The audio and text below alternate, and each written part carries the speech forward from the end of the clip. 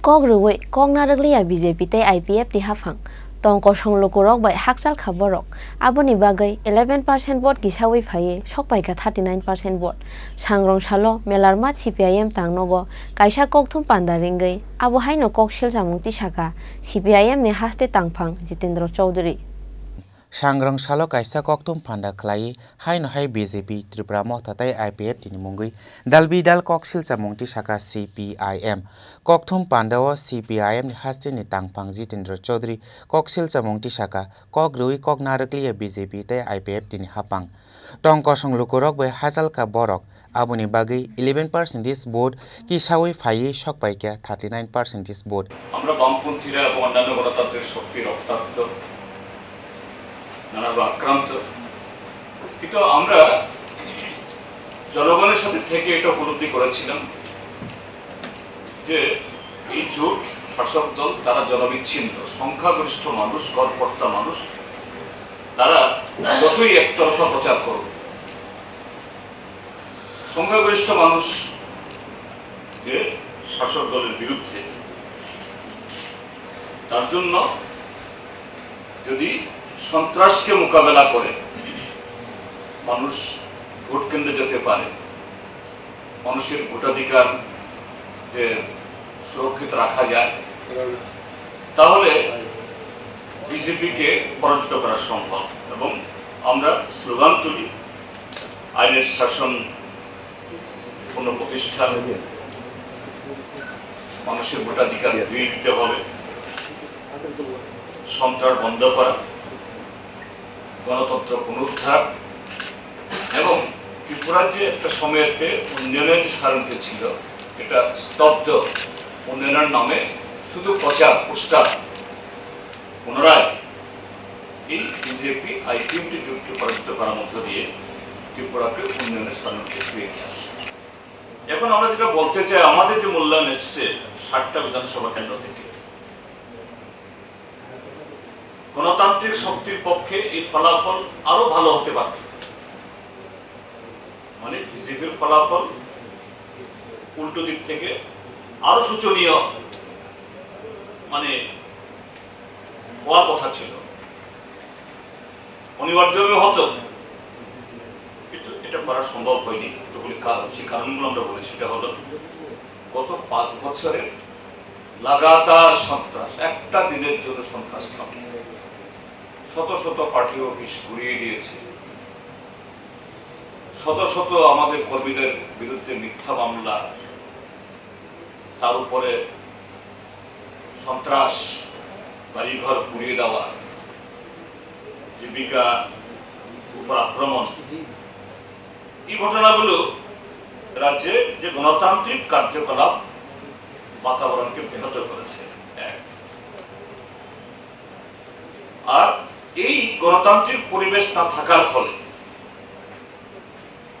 BJP একতরফা ভাবে বা একচেটিয়া তারা এই নির্বাচনের সময়তে বহু কোটি টাকা নগদ টাকা বিলিয়েছে কালো টাকা ওপেন আমরা তখন বলেছিলাম নির্বাচন কমিশন বলেছিলাম যে এই যে প্রায় 1 ডজনের মতো হেলিকপ্টার এসছে এই হেলিকপ্টার গুলো নেমে নেমে বস্তা বিলি করেছে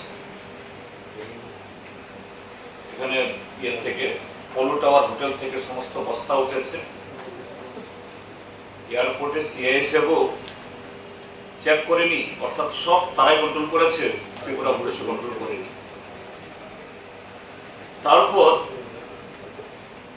গণতান্ত্রিক বাতাবরণ না থাকার ফলে তারা যে সমস্ত মানে 4 বছরের মেয়াদের শেষ দিকে যে সমস্ত সুযোগ সুবিধা দিয়েছে তার সাংঘাতিক ভাবে এত ঘর দিয়েছি 2000 টাকা ভাতা দিয়েছি 6000 টাকা করে কৃষকদের কিন্তু যদি হিসাব করে দেখা যায় গত 5 বছরে ত্রিপুরা যে রেগা কর্মসূচি ট্রাইবাল ওয়েলফেয়ার কর্মসূচি ফরেস্ট আর নানা ডিপার্টমেন্ট বামপন্থী সরকার থাকার সময়তে বিভিন্ন ডিপার্টমেন্ট যেগুলো কাজ করে এগুলি সব তামাদি হয়ে গেছে নাই স্কিমগুলি নাই কিন্তু এগুলি তুলে ধরার জন্য গণতান্ত্রিক পরিবেশ চাই জনসভা করা, মিছিল করা, ডেপুটেশন দেওয়া, এগুলি আমাদের এমএলএরাই যেতে পারেন, আক্রান্ত হয়েছে। সুরন দাস বিধায়ক রাজনগরে কতবার আক্রান্ত হয়েছে, বিরোধী দল নেতা আক্রান্ত হয়েছে। কাজে এই যে 5টা বছর লাগাতার সন্ত্রাস, এটা গণতান্ত্রিক কার্যকলাপ, আমাদের সংগঠন এগুলা রাখা, এগুলো হয়েছে, এই ব্যাহত হয়েছে। Abo haikino Tripura mothani mungui dalbidal Koksilsamung Tisakha CPIM ni hasti ni Tangphang Jitendra Chowdhury CPIM hasti ni Tangphang Jitendra Chowdhury Koksilsamung Tisakha chongmari ni sikang BJP no kebengai chongmario kaini che achuk thayo batai phano BJP no chobanani bagui se chongmario batayu honai Koksilsamung Tisakha Jitendra Chowdhury দেখুন, indigenous বা ত্রিপুরাজ্যের মধ্যেও এই নামে যে সমস্ত দল, তাদের সাথে আমাদের মতাদর্শগত পার্থক্য ছিল, আছে এবং হয়তো আগামী দিনে থাকবেও। যেমন এই যে গত ভোটে আমরা কি বলেছি বারবার, আমরা গ্রেটার ত্রিপুরাল্যান্ডের ত্রিপুরা বিরোধী, আমরা মানে এর বিরুদ্ধে দর্থহীনভাবে আমরা বলেছি। কেন আমরা বিরোধী? এটা বিরোধীদের জন্য বিরোধিতা না, কারণ এটা অবাস্তব, এটা আনরিয়ালাইজেবল, এটা হয় না। কিন্তু এই ইন্ডিজেনাসদের বা এরকম সংগঠনগুলোর যে দাবিগুলো within the framework of the constitution, এর একটা সময়তে আওয়াজ তুলেছেন কনস্টিটিউশনাল সলিউশন। আমরা বলছি ইয়েস, আমরা তখনও বলেছি ইয়েস, এখনো বলছি ইয়েস, আমরা এখান থেকে সরিনি। মতাদর্শগত পার্থক্য থাকলেও কিন্তু যদি সেই দাবি গণতান্ত্রিক চৌহদ্দির মধ্যে হয়, সংবিধান চৌহদ্দির মধ্যে হয়, 1974-এও ইউএস এর সাথে সিপিআইএম গণমুক্তি পরিষদ একসাথে যুক্ত ফ্রন্ট করেছে। এই যে এই শিশু উদ্যানে, তখন এটা কমিউনিটি হল ছিল, তখন রবীন্দ্র ভবন হয়নি, হ্যাঁ, 4 দফা দাবি করেছে। কিন্তু আমরা কোনটা সমর্থন করিনি পরবর্তী সময়তে? টিউলিসের দাবি, স্বাধীন ত্রিপুরা বা এই 49-এর পর থেকে সমস্ত বিদেশি বিতরণ আমরা বলছেন এটা হয়। আজকের দিনে দাঁড়িয়ে সেই স্লোগানগুলো,